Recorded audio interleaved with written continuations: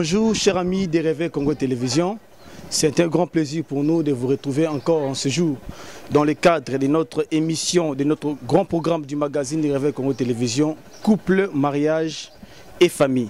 Chers amis, tel que je vous l'avais promis la semaine dernière, que désormais je commencerai à recevoir des invités dans ce programme pour que na monopoliser malobate na ba question en mariage, na ba question ba couple.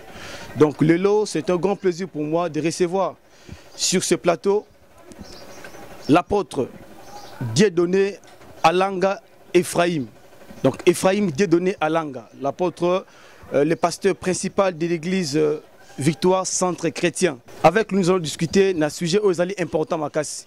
Si j'ai l'habitude d'aller aux alliés, que faire pour ne pas perdre son partenaire? Ou bien, que faire pour ne pas perdre l'amour de sa vie?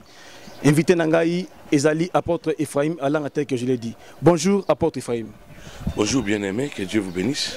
Avant tout, nous voulons commencer par la prière. Si vous pouvez nous aider à diriger la prière. Seigneur, c'est toi qui es le maître des temps et des circonstances. Et ces temps-ci, nous croyons que tu les contrôles et tu le bénis. Nous voulons que ta grâce soit au milieu de nous et que ceux qui nous suivent soient édifiés pour la gloire de ton nom. Au nom de Jésus, Amen. Amen. Merci, apôtre. Est-ce que vous pouvez d'abord vous présenter parce que pour que les téléspectateurs qui nous suivent en ce moment dans différentes chaînes partenaires et puis à travers Réveil Congo puissent vous connaître? Ce n'est pas toujours facile de se présenter soi-même, mais je crois que vous l'avez dit au début, je suis l'apôtre Ephraim Dieudonné Alanga, marié, un père de 3 enfants. Voilà, je suis pasteur principal des églises Victoire Centre Chrétien qui sont en Europe, au Rwanda, ici au Congo et voilà, dans beaucoup de pays. Donc je suis ici à Kinshasa dans le cadre de la mission, n'est-ce pas, de l'évangélisation, et je suis également écrivain, j'écris des livres et je suis conférencier. Voilà. Merci beaucoup, apôtre. Donc ça vient, je suis étonné d'apprendre que vous êtes écrivain, donc je ne savais pas. C'est une nouvelle pour moi. Je pense qu'à la fin de cette émission, nous aurons aussi la chance de... L'apôtre va nous présenter son dernier livre qu'il a écrit sur le prophétisme. Donc on en parlera à la fin de cette émission. L'apôtre, que faire pour ne pas perdre son partenaire? Est-ce que c'est d'abord possible ou bien impossible de perdre son partenaire? Oui, tout ce que l'homme a est passager. Il faut d'abord savoir ça. Tout ce que nous avons est passager. Et si on ne met pas beaucoup de sagesse, on peut perdre. Là, je parle du point de vue général. On peut perdre tout ce que nous avons si on ne met pas de sagesse. On peut avoir le pouvoir et le perdre. On peut avoir des maisons et les perdre. On peut même avoir des relations et le perdre. Donc tout ce que nous avons ne demeurera pas éternellement parce que tout est passager. Mais dans les cas d'espèce, perdre son mariage ou son amour ou sa fiançaille ou son fiancé ou son fiancé dépend de comment les bases de cette relation ont été posées. Parce que la Bible dit dans Psaume 11, 3 je crois, si les fondements sont renversés, le juste, que fera-t-il? S'il n'y a pas de bons fondements dans chaque chose, il faut savoir que malgré les bonnes volontés seules ne suffiront pas. Et donc, il y aura toujours de problèmes. Maintenant, il faut aller, si nous allons dans le plan spirituel, il faut savoir que ce que Dieu te donne, tu dois le conserver. Parce que lui-même, Christ a dit, ce que Dieu me donne, je ne perds aucun de ce que Dieu m'a donné. Et donc, femme ou fiancé, lorsque Dieu vous en fait cadeau, cherchez à appliquer beaucoup de sagesse et à ne pas le perdre parce que tout ce que l'homme a peut être perdu là où il n'y a pas la sagesse. Donc même si c'est dans la volonté divine. Bien sûr que même si c'est dans la volonté divine, on peut perdre toujours. Voilà pourquoi on nous appelle à la prudence, à la sagesse, parce que c'est pas parce que j'ai ce téléphone que Dieu m'a donné que je dois l'exposer dans la rue. Quelqu'un peut venir le prendre. Jésus-Christ dit que veillez car le voleur vient quand on est distrait, c'est quand on dort que le voleur vient pour voler, pour piller. Et donc, si les gens sont stupides, si ils sont naïfs, et donc ils peuvent perdre même ce que Dieu leur a donné. La plupart des fois dans la Bible, on voit des gens qui ont perdu soit de pouvoir, soit de leur mariage, comme la reine Vati dans la Bible, qui était mariée à un grand roi, et qui a pu perdre son mariage comme ça, juste pour une bêtise. Et donc, tout ce que nous avons sur la terre est sujet à une perte. Cependant, si nous appliquons de la sagesse et de la prudence, on peut les conserver. Merci, apôtre. Est-ce que vous allez vous sentir à l'aise que nous puissions un peu aider notre public à mélanger les lingala et le français? Parce que notre public cible, c'est d'abord ceux qui sont à Kinshasa, bien sûr, même ceux qui sont aussi à l'extérieur, mais qui connaissent les lingala. Est-ce que ça va vous gêner, apôtre? Non, je parle lingala, on va y aller. Okay, on va découvrir, on va au terrain en français. Ouais. On va découvrir ça.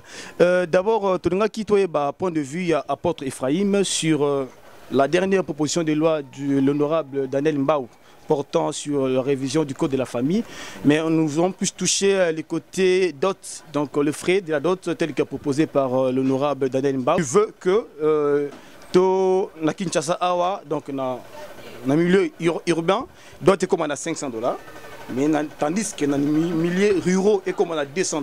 Quel est votre point de vue? Point de vue nanga ezali que loi nyonso yaka pona ko encadrer société. Donc parce que surtout za banyamate to abatu ko bosanati que ndekwana mbao azali musala nzambe. Azali mwana pasteur, azali mon pasteur. Et donc je crois que bien que natangi na no loi ngote hein, na nazui information concrète mais nazila na bino ba journaliste tozotanga quand même. D'emblée, je peux dire que Ezali Mabete, loi Oyazo Sala, parce que étant pasteur, peut-être, il a vu beaucoup, il a vu des jeunes gens au Bazo Bunda, parce que facture au Bapé Saïe, et ils ont voisiné $10,000. Mais Mouta Sala raté, peut-être à Sala Kamazo à $200 par mois. À Baroba, la colonie, et en même temps, au Monaka, Kabako vivre dans mon Amaswana, pas économie, rapport sexuel, et puis ensuite, les bazemi, et puis finalement, l'Ibala Ngogutu et Salemi Souté. Voilà, la plupart, 60%, c'est comme ça que ça finit. Alors, il fallait maintenant encadrer la situation. Maintenant, qu'on pèse un montant, ils ont juste une référence. Pour aider maintenant ça dépend de chaque parent aussi, mais l'État, Moussala Parlement, Moussala député, ils allaient réguler Makambu. Donc ceux qui viennent de loi, ils ont voté et qu'on soit pas de belé. Aux hommes, et comme réseau que vous avez soutenu que vous fiancés, il a 10 ans, tout ni relation et où mais là tout qu'on pas encore ça va baser parce que au moins $500 na jeune nyoso oyo a bunda na net na Kinshasa wa ekomi ekoki kozwama. Vous voyez. Alors makamba d'autres ils ont même la Bible hein. Je peux chercher un verset ici. Na Deutéronome disons na Genèse serviteur ya Genèse 24:53 serviteur ya Abraham azoyib sa papa Rebecca lobi na lingi mwana bino na lingo bala ibo senga nga dote ya makasi onyo so bo senga nga pona futa pona mwaso yo na memayi tant azo ba dote ya makasi, c'est-à-dire il y avait ba dote à niveau assez, c'est-à-dire c'était régulé na période dans bango et d'autres il faut soukela na niveau moko boye et donc yé comme on a que moi so na bazui moi si oyo ya senga kinzambe bon et que Abraham c'était un multimilliardaire donc il y a le bon toi na mbongo donc on peut se belé. Donc, Moutouakos a bâti $500, mais ceux qui ont un bon belé, pourquoi pas? Après ça, on a ça pour honorer moi, mais base ezala. Bible Zolo Nabisuna, je crois, Exode 22, 16 à 17, que ceux qui moutou a bimi tout, a déviergé. C'est ça le mot qui est utilisé. Moi, moi, sur la vierge, il faut abalayer. Il faut abalayer. Ceux qui a balayé, papa Moutouana a droit. Il y a fundaye pour affouter d'autres filles pour la virginité na ba bébé ici. tala na Congo awa ozomona ki loi wana ezate mais na ba juif loi wana ezali donc ngai na ko senga pe na député mba loi wana ba tia parenthèse wana parce que obebisi mwana bato ebele ozomona bato ebele omona muto ara mbongo akusakana te mais azo trouver plaisir na ko bebisa ba jeune fille à 17 ans 18 ans a bebisi bango a bebisi ba virginité na bango pour na $10 pour na un téléphone nzokande mwana mwasi wana aza na droit ya kufunda ye na l'état on comprend to papa na kufunda na l'état pour pas foutre la virginité na ye au moins pas foutre dot donc biloko à dot est très important nzamba iba que ça peut créer des problèmes voilà pourquoi dans la Bible ils ont qui réguler donc pour réguler ils ont malam au lieu à côté la batu baba na kusala loko la traite ya batu côté ka bande kona bana na bango ce n'est pas une bonne chose mais pourquoi entre guillemets bah une certaine opinion disent que à exagérer pour femme urbaine na femme rurale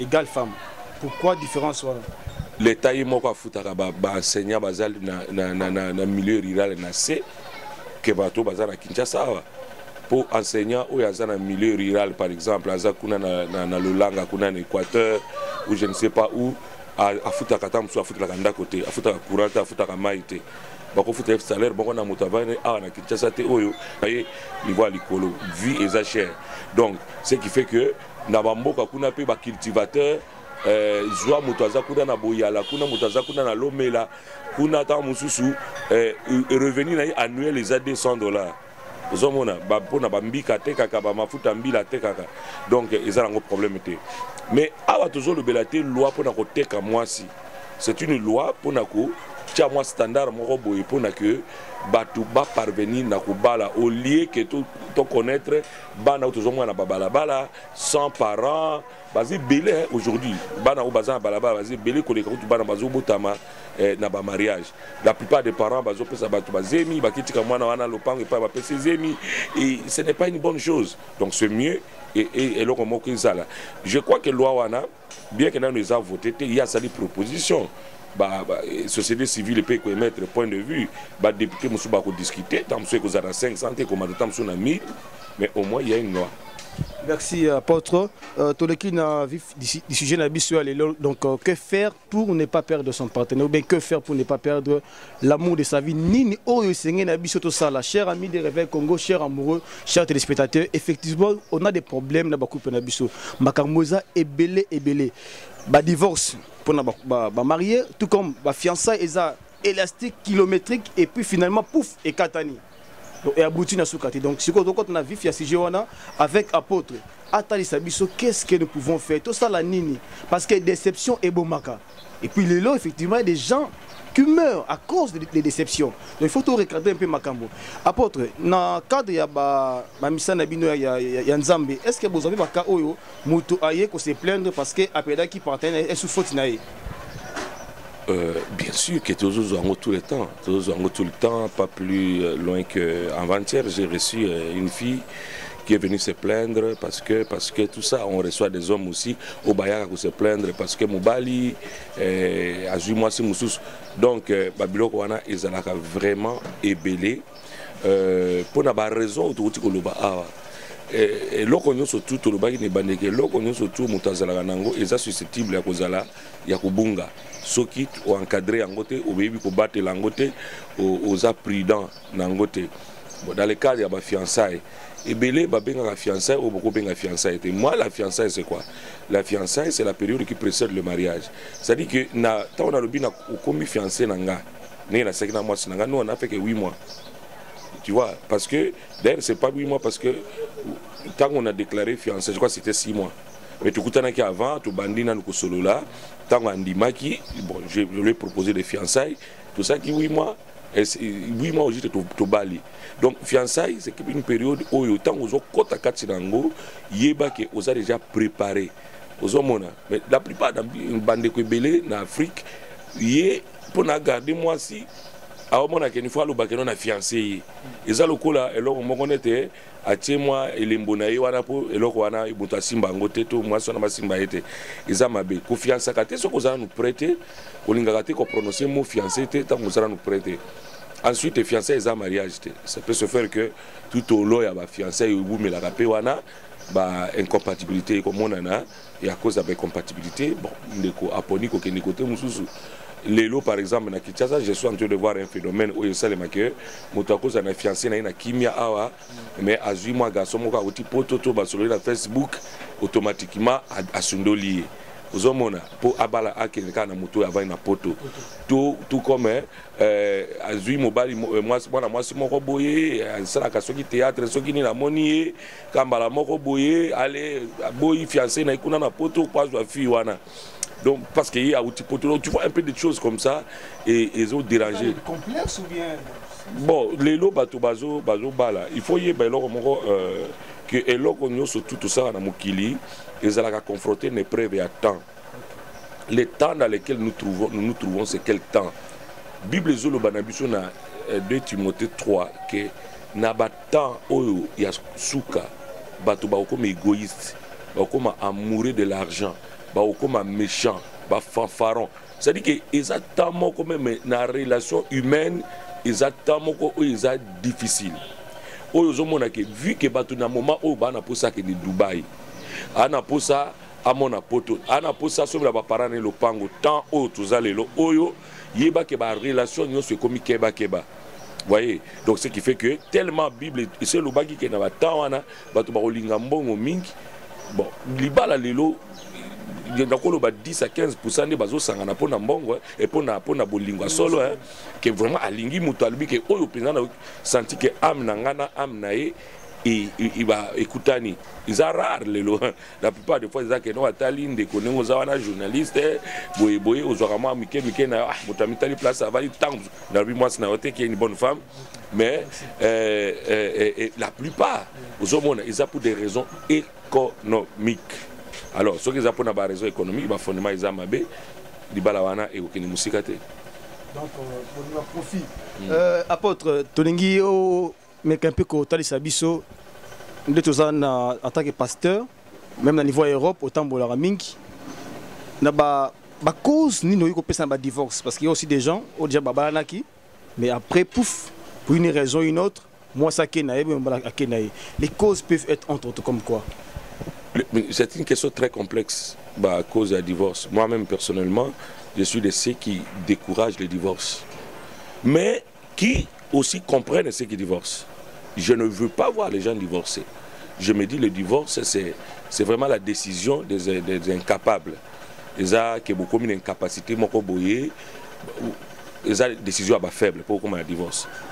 Mais toujours comprendre bateau bazo divorcer parce que tous allons dans la chambre tu éviter nini bazo vivre. Ma raison auto tu peux évoquer et là que ça biso que ceux qui bateau ba fonda qui mariage na bango na ba base ou ya malamu te. Et puis, vous avez que lobby et vous avez bien te Bible, je répète ce verset, Proverbe 11:3. Quand les fondements sont renversés, les justes ne paient ni paient rien. Si les fondements sont bien, ils sont à tous les gens malamu et kosimbate. Mais na que loba a pe qu'ils appellent facteur à temps.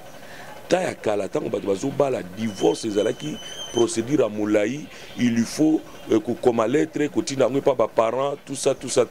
Mais les lots divorce et comment nango lokola et loko moko donc banal ba pasteur ba te ya sur le banzambe ba telemela ka divorce makasi OK bah moi je me souviens d'un pasteur qui nous a dit c'est quelqu'un qui divorce à la télévision quelqu'un qui divorce à kokota lifelo azamo pagano mais il a divorcé 2 fois déjà au moins ici c'est ce qui m'étonne aussi même voilà au milieu de vous les pasteurs il y a voilà parce qu'au milieu de pasteurs il y a trop d'hypocrisie.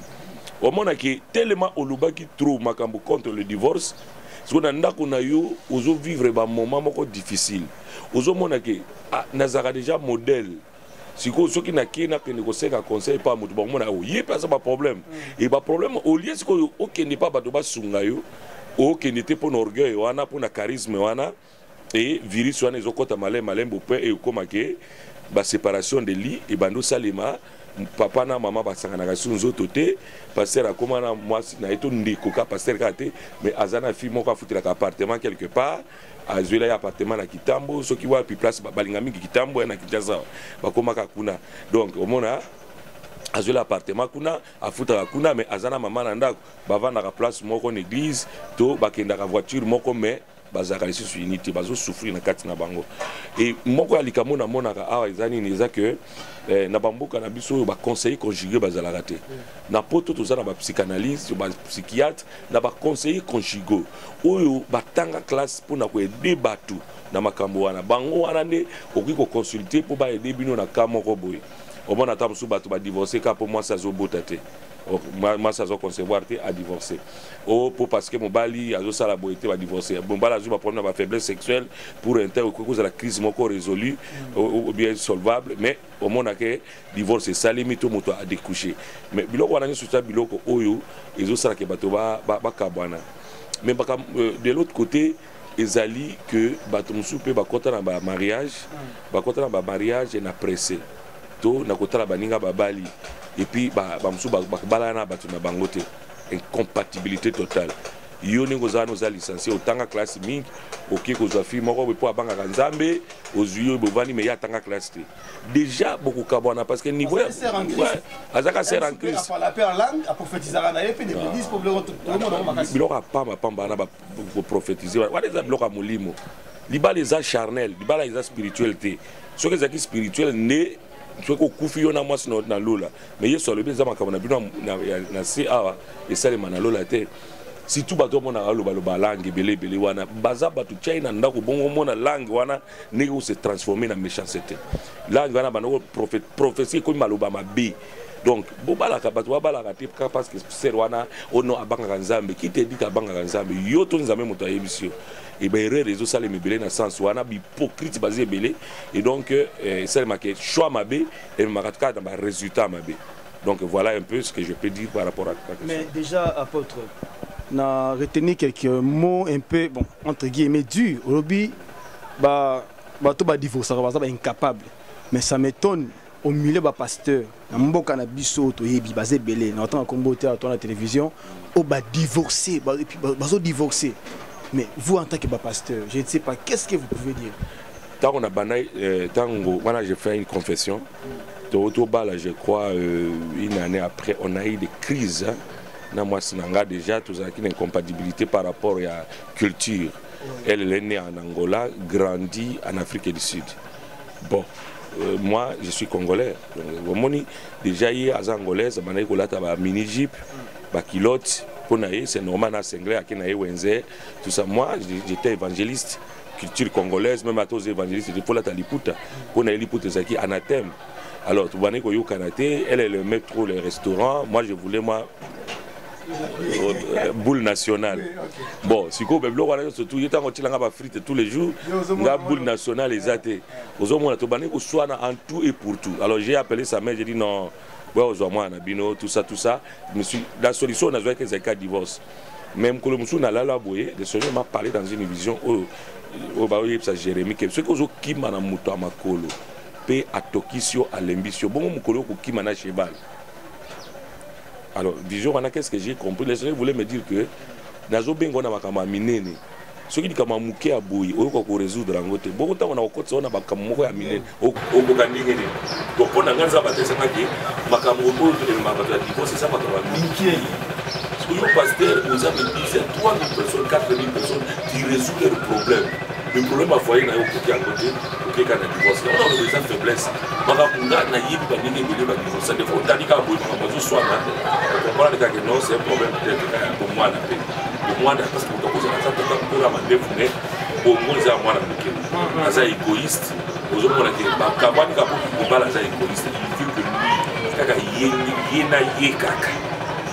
égoïste, aux hommes qui égoïste, il veut que lui, nous sommes tournés tout autour de lui. À la moningate, nous la divorce et salé. Il y a mon aloubaï qui est un arme faible. Mais toujours comprendre que les divorcer parce que papa, Bible deux personnes ne peuvent pas marcher ensemble. C'est une qualité. Et comme à un moment où ça ne va pas, deux courants différents. Et on dit que ça va divorcer. Vous avez un apôtre Paul Azolo Banabison à 1 Corinthiens 7 que non. Ceux qui vous en rendez et que vous avez sauté, en tout cas, vous en prison. Mais il faut se séparer, qu'il faut continuer dans la souffrance. Donc voilà un peu. Mais au commencement, Jésus a dit au commencement, ça n'a pas été ainsi. Donc, le Kouara Yesu Alobate, na lingi, na ngate, ma divorce, pour le commencement, c'était pas ici. Mais directement, à monter ma moutou, et si la moutou a divorcé. Donc voilà un peu. Donc les mauvais choix, déjà, ils appellent l'un des facteurs principaux. Il y a la séparation, que ce soit avant ou bien pendant le mariage. Les mauvais choix est le facteur principal. Parce que mauvais choix, n'est ça que vous écoutez que non mobali moyibi. Tout mobali aza na ba comportement mabe, tout moi ça na ba comportement mabe parce que ça li mauvais choix. Papa, le problème est amené na vie à mon choix. Tout ce que tu es là, c'est un facteur de choix. Lelo la muki au lobby lelo na okino kuta na Thomas pour na sala interview. Tu as choisi. À tout moment nous prenons des décisions. Et au moment où on a vu à Motoselo, le psychologue, 65% de décision à Motoselo Yamabe. Et 30% ils ont des décisions mitigées entre Mabé et Malam. Mais c'est 5% des bonnes décisions. Donc, au moment où dans le domaine du mariage, il y a un domaine où non seulement prière, mais il faut avoir information. Il faut y avoir et l'eau lingi. Moi, j'ai dit ceci. Quand on a au linga, moi j'avais la qualité à moi sur on a linga. D'abord, dans Nzotonaï. D'abord, Nzotonaï. Pas dans le comportement, pas il faut avoir la kitoko. Il faut convaincre. Et il y a des points qui sont pas moi si ils ont la ligue. Quand j'ai vu ma femme, j'ai compris vraiment où on a balaye. Parce qu'elle répondait à ces trois choses, on a lu pas moi si. Vous comprenez? Donc, c'est comme très difficile ici parce qu'elle me convainc. Donc, quand tu as basé surtout à Mokili, il y a des gens parce que y a des balaye pour les biloko wana o yazanang. Parce que mibali belé babala baskade to le baki à l'église, à mon pasteur, à Sambelaka, à Kabanga Nzambe, mais yo ozawana en tant que mobali, olingaka naturellement olingaka basa mikusete. Mais ok kubala moi ça mukuse ka pa banga Nzambe. O kozana problème wana motema tous les jours. Tant que mon est-ce que moulay olingaka tu monika moulay li se faisons pour deuxième regard il faut salema. On monaka ce qui a la lokola ye penza. Ce qui bon comment ça va talon mais ba talon pesa na limite nango. Ozomona soko linga basa minene comment ke bala ya muki. Ozomona ote na bala ki kana beka ke no akofungoma si tu babala gawana asuku muta munene ta munene te autika ndingi wana soko batu balingi bibala mike batu balingi bibala boy donc il faut mutu ali azala ne loko oyayi ça c'est le facteur le plus important. Ozomona les restes wana iyaka parce que ba parents na biso ba yeba kanzambe te mais ba kolisa biso. Ma mère et mon père nous ont fait 12. Ce qui est étonnant aussi. À ça la choix bien. À mon mère, père à l'Ubaka, mon mère pour mère qui te comme à Balaye. Mais papa n'a pas soin à Bango, mais à ta bengani, à aucun nous voyait qu'à quoi, non, mon et moi ça qui toque. C'est un peu ça. Bah, parents n'a pas eu Nzambe, mais les autres exagéré dans l'église, ma séminaire sur le mariage, blabla. Mais et si m'a raté. Pour la côté de ce qui est, bah, tout va éviter l'on est 5 sarabat. Adana Eve Nzamba te a été que moi c'est noyé wana. Ate Adam bongote. Mais tant Adam mona zaka frappé na beauté moi swana abi cette fois-ci te oyaza nzoto nanga mikoya nanga azwaye. Yango zo mona kena na makama moli mo zaki zéro. Ba ko koya mais ba continuer. Moi c'est pendant à salio mabe. Ake aller sur Mbouma pe au commis pauvre du milliardaire que tu étais en un clin d'œil au commis pauvre. Moi ça faire pour perdre yo papa naki bomutu. Mon kobeta eti. Naki moto ko bingana eti. Oboma eti.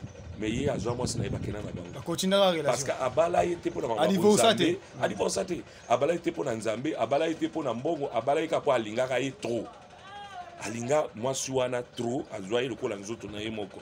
Voilà pourquoi les autres bah moi ça ta propre chair, l'ingaï, le pôle en autres, mais papa, personne ne peut haïr son corps.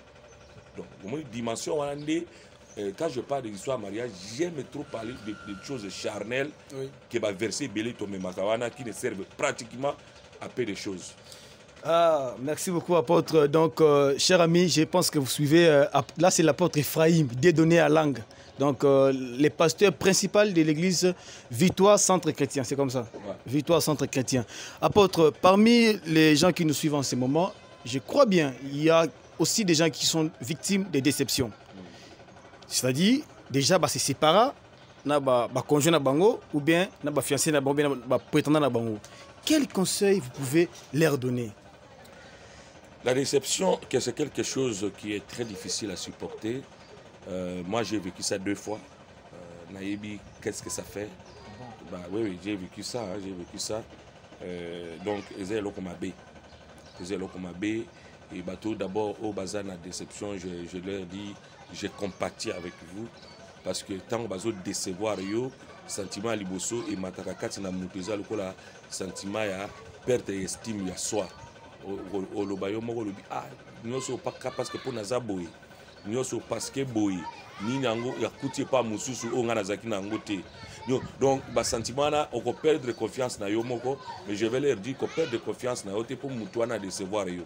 Parce que il y a qui ne loko kati na yo ou ya tirakaye, et loko wana tango ya tiki yo wana, et loko wana ya kenango te. Mususu ako mona ngo pe ako satire na yo. Donc, faut y baka peke, bilo mususu pe ezaki abisote. Ce qui est à toi est à toi.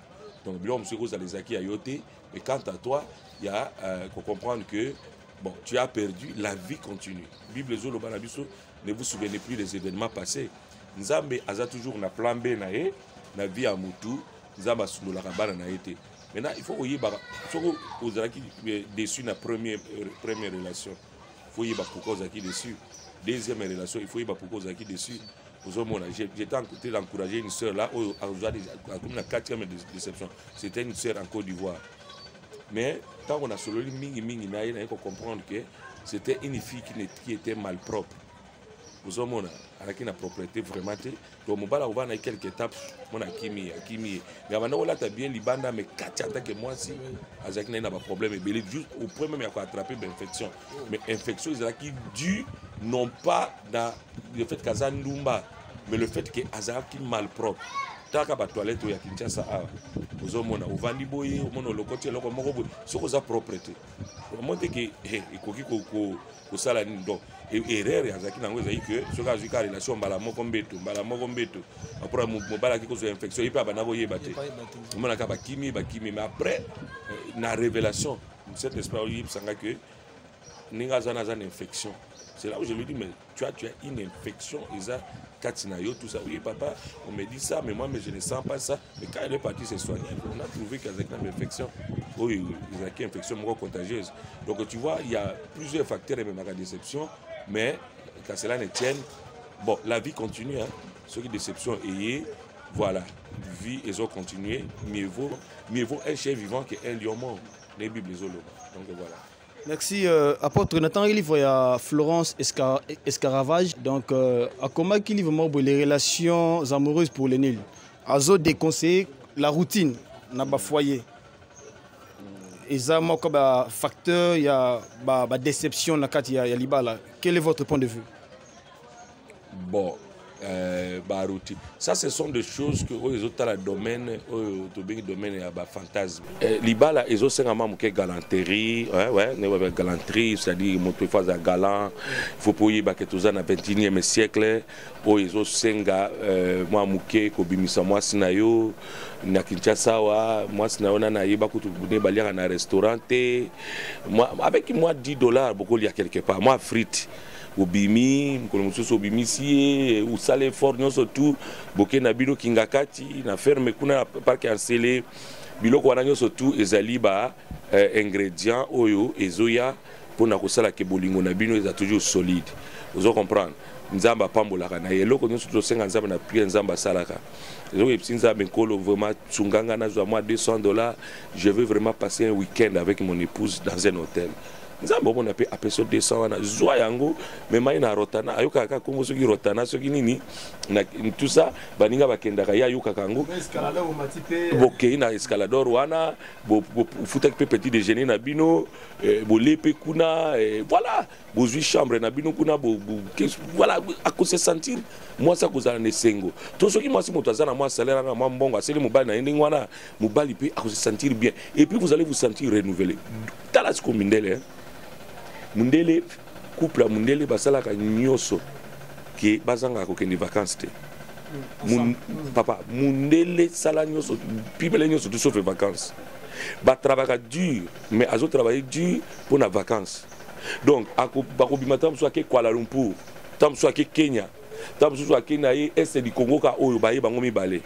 Ba vivre l'expérience mususu.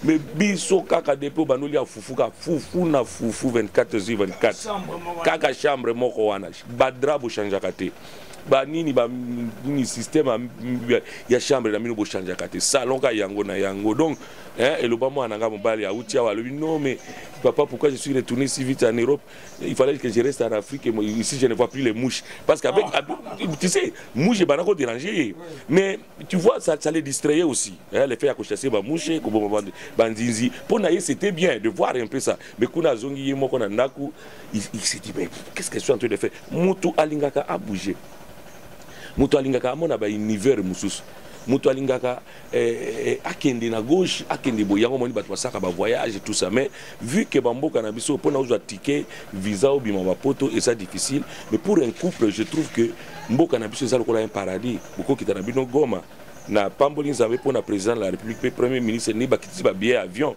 oyo ezaki billet moko pona mutu moko et comme valeur à 2 billets okoke na olwa laba oketa bisika basala ba cobalt banine okoke na yo ta mususu Goma c'est une de très belles villes ozomona et okoke ne bamboke belé donc mutambo na mwasi na yo boke bozongi donc biloko wana nyo surtout et salaka bien na mariage. Merci beaucoup apôtre. Tant on a nous de bande comment que nos photos ça là nos interviews sur que faire pour gagner pour ne pas perdre son partenaire. Une femme, une jeune fiancée m'a dit, Monsieur Kandé, aidez-moi à poser l'apôtre cette question. Comment gagner la confiance de son partenaire? Comment gagner la confiance de son partenaire? Il faut connaître ce que veut ton partenaire. Ça là est fort nyoso oyeba boninga alingi nini. J'aimerais être clair là-dessus parce qu'on parle des choses qui concernent les sentiments. Au moins, tu peux être un bon homme, tu peux avoir un bon sexe, tu peux avoir tout ce que l'homme peut avoir. Mais si tu ne sais pas l'utiliser, et là, on a appelé ce qui est le cadeau pour nous, et comme calvaire pour nous, moninga. Moninga zoka pasi yozo yebate. Vous comprenez? Et pourtant, le corps que tu as là, c'est pour nous, mais tu ne sais pas l'utiliser. Vous comprenez? Il faut yeba moninga na yo alingaka nini. Alingaka nini. Na Proverbe chapitre 27, le verset, je crois, 23. Lilobe sakoli boye, lobi boye, connais bien tes brebis. Yeba, ban pateno. Est-ce que yebi que moi, je suis un pateno à liboso? Moi, est-ce que c'est un yebi que fiancé na yawana za pateno à liboso? Il faut yeba pateno yo alingi nini, alingaka nini. Tango déjà, oyebi eloko wana, okozo salango, obenda confiance na ye. Ensuite, confiance est un thème philosophique large. Est-ce que tu as la confiance par rapport au fait que ni na zanamas nangabo na voyagaka azana calme, yepe avant atika kuna zanga calme. Est-ce que ça na sens wana ou tu as confiance par rapport au fait que binomi balé hein mutaon banga muningate. Mais le mot confiance lui-même nous dit que ezali la loi du donner. Pour mon la confiance, c'est toi qui dois d'abord faire un premier geste. C'est ce que tu vas récolter. Tu donnes l'amour, tu donnes les sérieux, moi je suis au sérieux. Tu donnes le temps, moi je suis au temps. Tout le monde est au temps. Si vous avez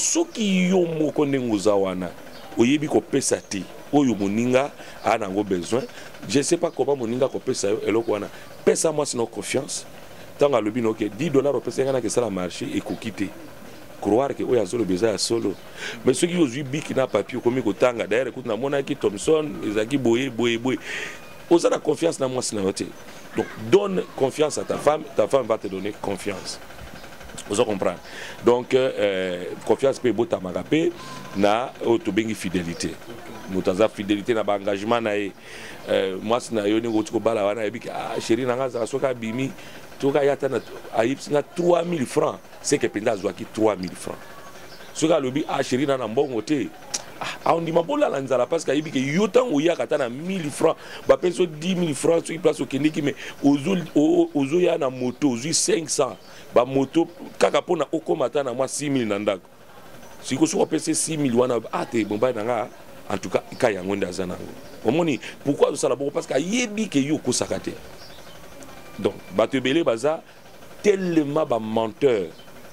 Moi ça yebi que oko sakaye que confiance ezali souté ozomona même bandi meza bandi musuli to zana bangana yebi que mamoyo ana yebutu a moto salate ozo mona ta olo bano makambe belé mais au moins ya yo tiki ka izala ka bongo confiance pende bota makape na auto bengi crédibilité moto faza crédible na makambo ya zo sala et petit à petit confiance ba batisa kango dans des preuves c'est les preuves et mon sakake moto yo asa digne de confiance na des preuves. Par exemple, prenons par exemple maman sala ka pas sur na banque mais directeur à banque abandi au sala ba kuswana ko lingaye aye bisa le papa oyebi ke kuna place naza ça ne va pas yemo moto aye tala makambo tala ma message au komelanga boye mais yo au moni que moi sinon penza funguli au motema vous comprendre une fois ne preuve voilà tamsu bondimi peut à perdre musala paye pas ndimi à perdre musala wana papa moi c'est un modèle wana donc attaque tout à ko ça bureau à président au banga na yote parce que yebi ki elle était prête à payer le prix. Donc, mais preuve qu'on y est belé. Donc, au moins, la canne aux journalistes, aux amours médias, basé belé, tout ça. Mais, à tika comme mon attend que le mot que téléphone na yo makabo buzo bezali. Donc, à vous en a confiance na oyo yo sal. Confiance et bota mana be preuve. Biso de gozo mona biso boy papa. Tout tambola ba mboke belé Afrique pe ya mikulia poto kutanga te.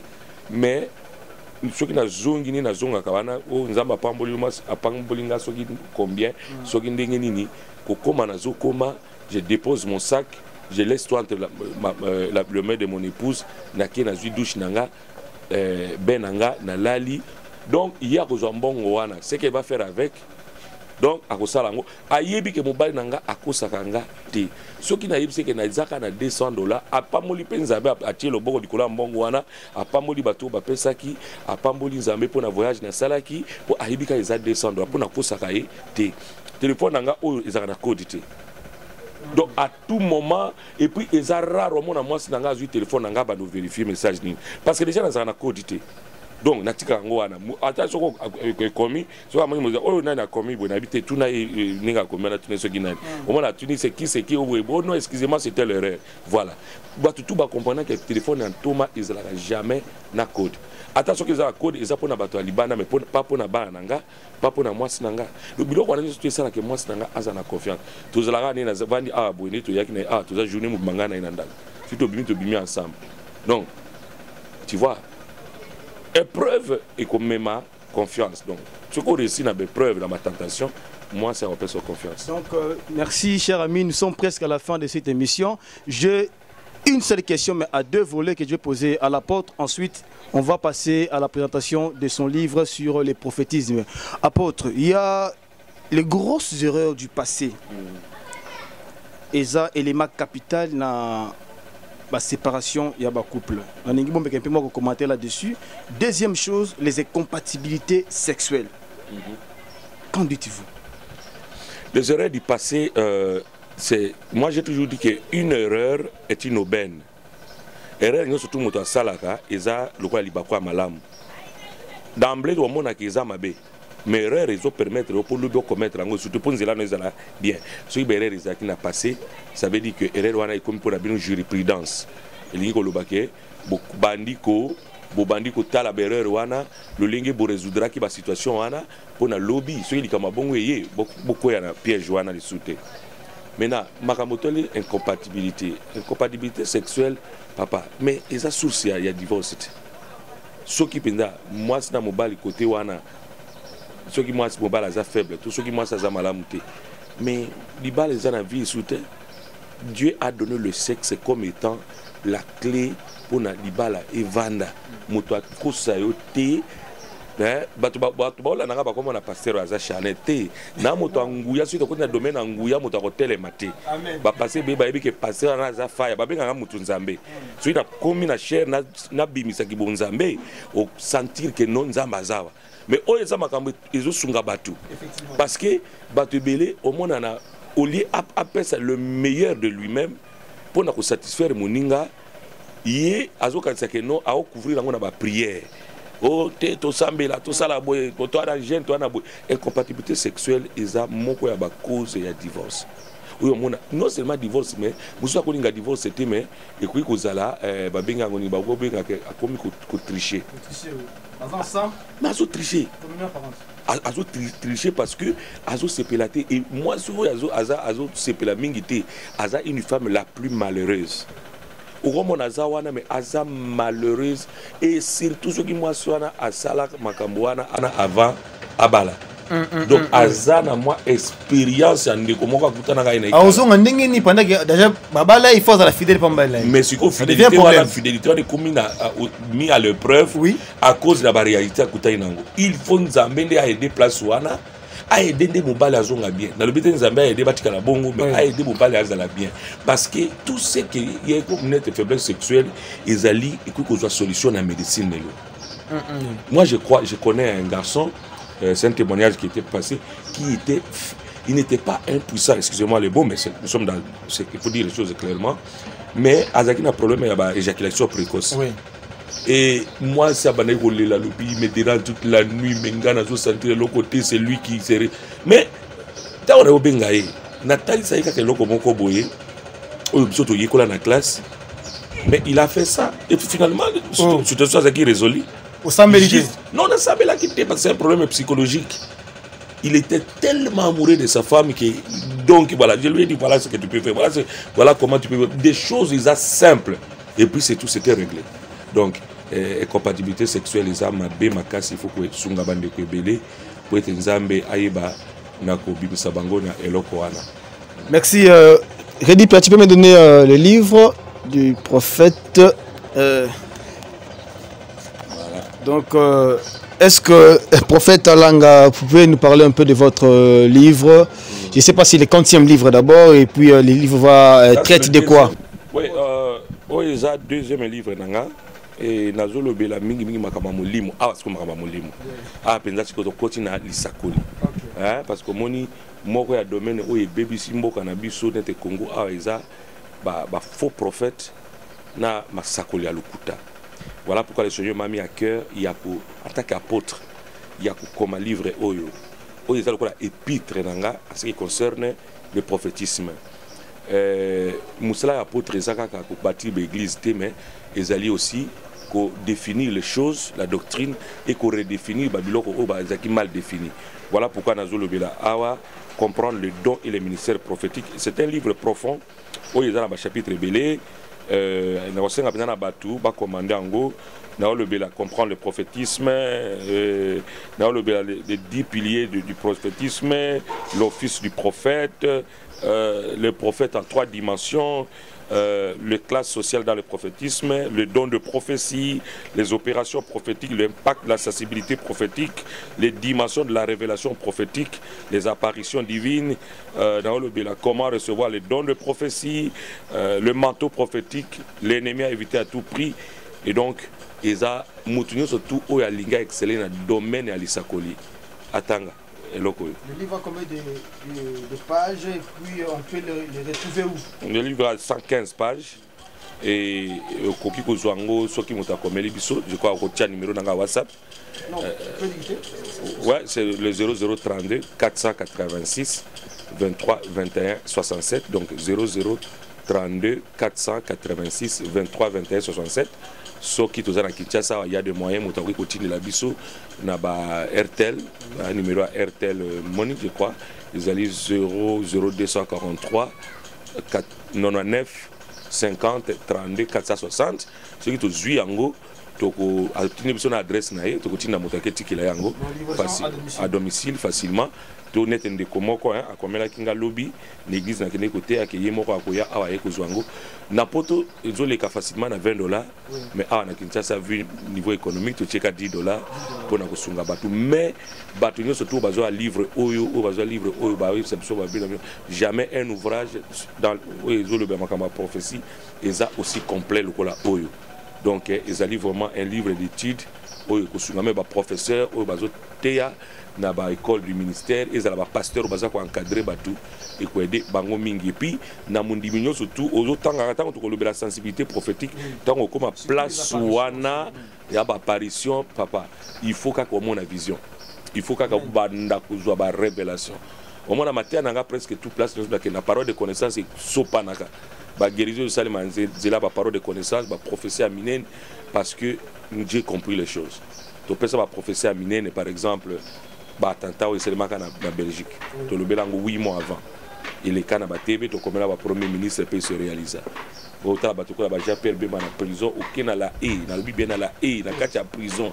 Au Ibisenza Matindi ngada c'est OK, ozobi makalate awa. Alors que vous condamné à 18 ans.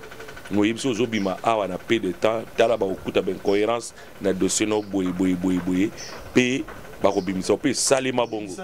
Oh papa, ils ont un livre à témoignage à Liboso ko ko dimate mais deuxième fois. Deuxième fois, yimo ka obenganga. Troisième fois sur na kendala et na prison na na chevining na prison. C'est un témoignage, c'est quelqu'un qui me respecte beaucoup. Mais c'est un catholique, mais il a cru. Et 6 mois après, il est sorti de la prison, presque 6 mois après. Donc tout le monde a belé et salima. Parce que tu comprends, Nzamba fait ça, après ça, Donwana, peut aussi la Kango.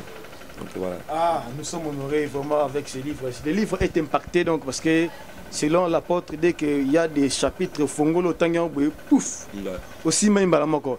Est-ce que vous pouvez nous faire une synthèse? Il y a que faire pour ne pas perdre son partenaire? Que faire? D'abord, il faut avoir confiance en Dieu. Et là, on nous appelle ça biso.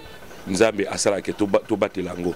Zala na confiance makasi pa Nzambe et yeba ke moi sina tout partenaire na yo azali Nzamba pesio. Pour perdre yété. Yesu a lobby, je n'ai perdu aucun de ce que Dieu m'a donné. Ceux qui sont partenaires n'ont pas Nzambe pour perdre yété. Zana confiance pas Nzambe. Deuxième chose, zana sagesse. Relation surtout, ils ont l'amitié et c'est la sagesse. Sagesse c'est la makasi, prudence c'est la makasi. Loba place il faut que loba Simba ici kako Simba tout m'est permis mais tout n'est pas utile. Troisième chose, zala na respect makasi na partenaire na yo. Pesa y valeur motaliboso pesa y valeur la kisa bolingo na yo ke oza mutu oyo oyebi ko pesa mutu valeur. So ko pesa moninga valeur moninga akoloba na kutana mibali na kutana basi me oyo te muta honora kanga lokola mwana mobali oyo azate. Moi ça zaka toujours to partenaire zaka toujours na moi point moko boizo différenciation yo na batu nyonso ya kutana bango oko perdre yete oloba ye penza za na mbongo te mais non vous comprenez loko yo penza non et puis au-delà de tout c'est l'amour. La Bible dit l'amour couvre la multitude de péchés, l'amour pardonne, l'amour est passé à l'amour amour et guidé bino. Amour et guidé bino. J'ai commencé avec Dieu, c'est qui veut dire la vie de prière, parole de Dieu, mais amour né ezali base yamakamonios.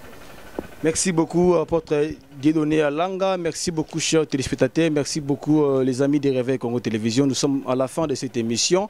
C'est un grand plaisir pour nous. Donc, nous allons parler aujourd'hui d'un sujet important. Que faire pour ne pas perdre son amour ou bien son partenaire? Qui synthèse, il y a apôtre Dieudonné Alanga. Il y a beaucoup de points. On a synthèse à l'obligation. Mais au cours de l'émission, à Pessi, une émission qui marque un témoignage vrai. D'abord, il y a Yemoko. En tant que pasteur, témoignage au donc c'est intéressant, c'est vraiment utile, chers amis, pour vous de suivre cette émission et de vous abonner à notre chaîne YouTube Réveil Congo Télévision. Merci beaucoup, apôtre, pour la disponibilité vraiment. Donc, merci pour tout ce que vous êtes en train de faire et pour tous les conseils que vous avez prodigués à notre public du Réveil Congo Télévision. Merci, restez branchés sur notre chaîne YouTube Réveil Congo et à nos programmes. Seigneur, nous bénissons tous ceux qui nous ont suivis.